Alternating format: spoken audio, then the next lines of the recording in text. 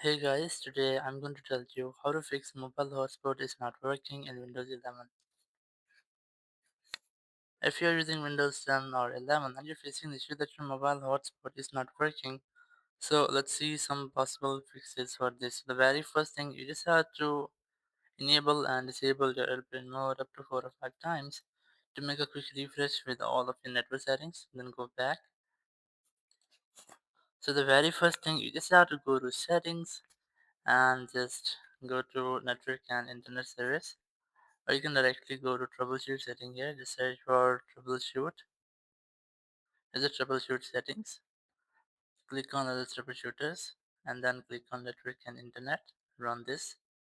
So once I've run the network troubleshooter, it will check if there will be any issue with your network and internet. So it might be fixed in this step.